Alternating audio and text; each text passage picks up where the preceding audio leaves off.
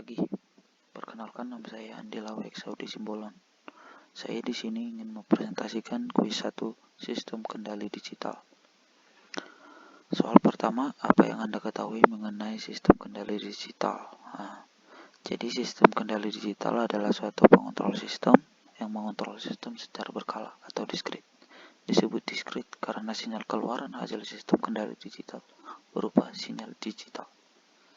Pada sistem kendali digital ada beberapa komponen pengendali digital, yaitu ADC atau sering disebut analog to digital converter, algoritma, dan DAC atau digital to analog converter. Pada sistem digital, kendali yang diimplementasikan itu dengan komputer digital atau yang berupa program atau algoritma. Contoh PLC, microcontroller, Arduino, Raspberry, PC, dan lain-lain. Sedangkan kalau dalam sistem analog, implementasinya itu dengan rangkaian komputer analog, contohnya rangkaian op-amp dan rangkaian RC. Kelebihan sistem kendali digital jika kita bandingkan dengan sistem kendali analog itu menurut saya ada 3, yaitu 1. Sistem kendali digital lebih fleksibel sehingga mudah dimodifikasi dan mudah dioperasikan. Kedua, biaya lebih rendah, akurat, dan konsumsi daya lebih sedikit. Yang ketiga, menyediakan kapasitas transmisi yang besar dan cepat. Yang selanjutnya, contoh keluaran sinyal yang muncul masing-masing diagram bloknya. Jadi sistem kendali digital itu jika direpresentasikan dengan diagram blok ada seperti pada gambar ini, ada input, controller digital, plan atau aktuator, ada output.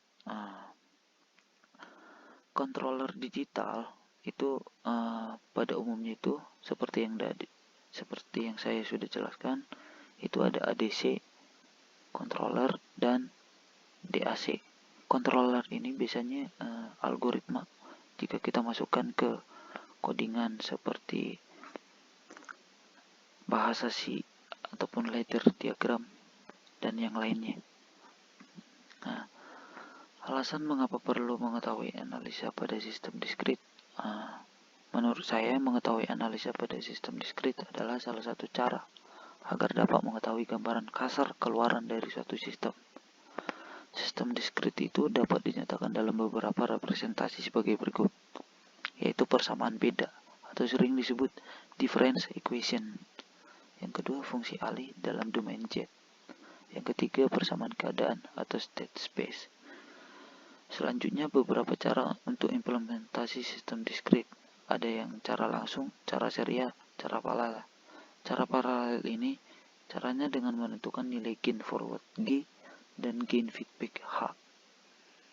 Selanjutnya, di sini jika ada suatu soal nih, sistem diskritnya FZ, Z plus 1 per Z kuadrat ditambah 0,7 Z tambah 0,1. Jadi persamaan diskrit ini jika kita inversekan, maka kita akan dapat persamaan outputnya. Jika diinversekan, dari persamaan ini juga kita bisa mendapatkan state space-nya. Dari persamaan ini juga kita bisa mendapatkan persamaan difference. Jadi persamaan difference ini jika bisa dibuat ke algoritma atau kode program di Arduino IDE jika kita melakukan kontrolernya di Arduino IDE.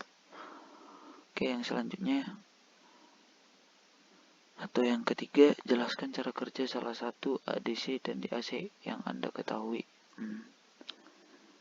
ADC adalah singkatan dari analog to digital converter. Jadi salah satu ADC yang saya ketahui adalah counter RAM ADC. Menggunakan counter sebagai komponen utama untuk mengubah masukan analog menjadi keluaran digital.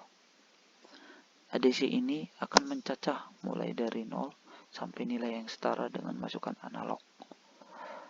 Hasil pencacahan ini diubah menjadi analog dengan DAC untuk dibandingkan dengan masukan analog.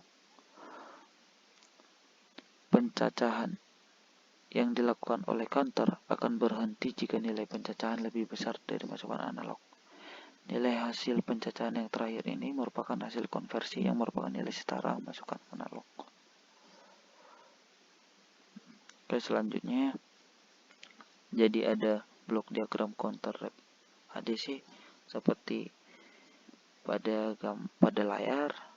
Nah, seperti yang dilihat di blok diagram counter ADC, di dalamnya terdapat DAC yang diberi masukan dari counter. Masukan counter dari sumber clock, di mana sumber clock dikontrol dengan cara meng-AND-kan dengan keluaran komparator. Komparator itu fungsinya membandingkan antara tegangan masukan analog dengan tegangan keluaran DAC. Bila tegangan masukan yang akan dikonversi belum sama dengan tegangan keluaran dari DAC, maka keluaran komparator sama dengan 1, sehingga clock dapat memberi masukan untuk dan hitungan naik. Nah, yang selanjutnya ada DAC. Jadi DAC itu singkatan dari digital to analog converter. Nah, salah satu yang saya ketahui tentang DAC yaitu R2R, ladder DAC. Pengertiannya, pada rangkaian R2R ladder hanya 2 nilai resistor yang diperlukan yang dapat diaplikasikan untuk IC DAC dengan resolusi 8, 10 atau 12 bit. Cara kerjanya, informasi digital 4 bit akan masuk dari switch D0 dari sini sampai switch D3 sampai ke sini.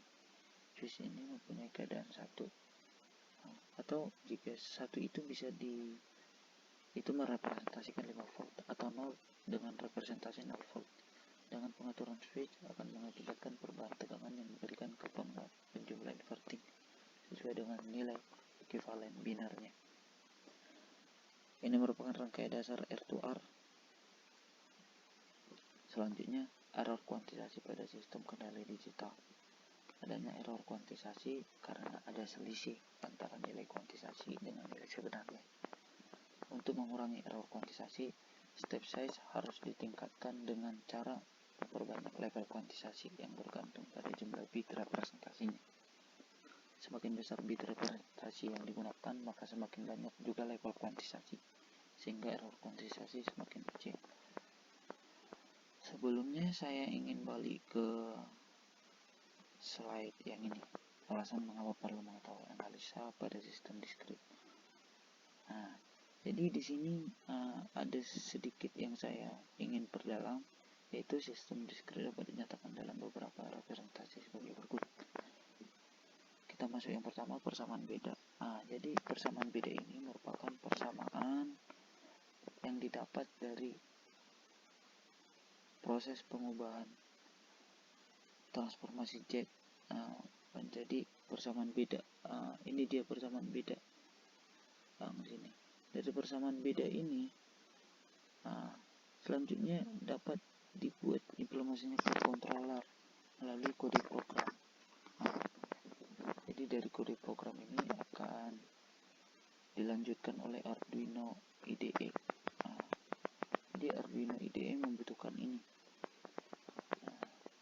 Yang selanjutnya transformasi Z digunakan untuk analis. Kita masuk ke sini, transformasi Z digunakan untuk analisis pada sistem diskrit yang merubah sinyal domain waktu diskrit N ke dalam domain kompleks Z atau frekuensi. Jadi kalau pada soal biasanya yang diberikan itu persamaan difference. Di persamaan difference ini kita akan mudah menemukan fungsi alih ataupun apa yang diminta soal jika kita mengubahnya ke domain Z. Jadi domain Z ini adalah untuk mempermudah. Jadi ada beberapa cara selain domain Z, ada konvolusi dan transformasi Laplace. Transformasi Laplace lebih erat digunakan di sinyal analog. Konvolusi biasa juga digunakan di sinyal analog, bisa juga digunakan di sinyal diskrit. Tapi di sinyal konvolusi, jika kita menggunakan konvolusi, dia akan lebih lama jika dibandingkan domain Z. Kalau persamaan keadaan state itu seperti blok diagramnya. Oke, mungkin segitu saya mendalamkan. Mungkin cukup sekian. Terima kasih. Selamat pagi.